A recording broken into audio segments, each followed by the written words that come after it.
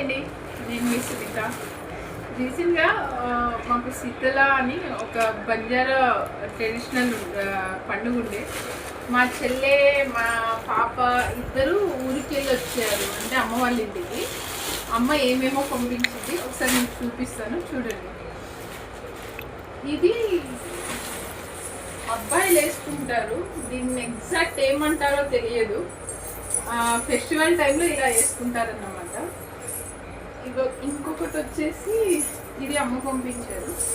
ఇంకొకటి ఏంటంటే ఇవి గజ్జలు. మా ట్రెడిషనల్లో ఏంటంటే పిల్లలు అంటే పెళ్లి కాని అమ్మాయిలకు గజ్జలు కట్టి పెళ్లి టైంలో అనేవాళ్ళు అంటే దీన్ని తీస్తారన్నట్టు, విప్పుతారు, ముడిప్పుతారు.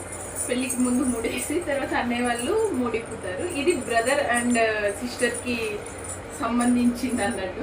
చిచ్చి మా పాప రియా ఏంటంటే క్లాసికల్ డ్యాన్స్కి వెళ్తున్నారు, రీసెంట్గా జాయిన్ చేశాను. దానికోసమని అమ్మ కొనిచ్చి పంపించింది. ఇది ఇంకొకటి ఏంటంటే గోరింటాకు పంపించారు. ఆషాఢం కదా, అందుకోసం గోరింటాకు పంపించారు.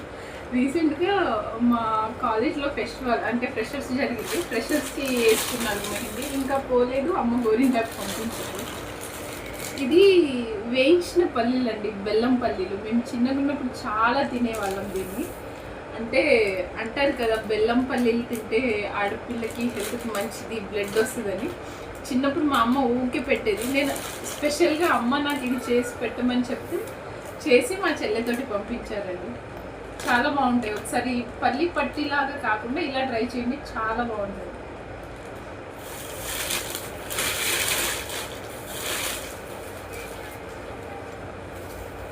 ఇంకొకటి కరేపాకు కూడా పంపించారండి.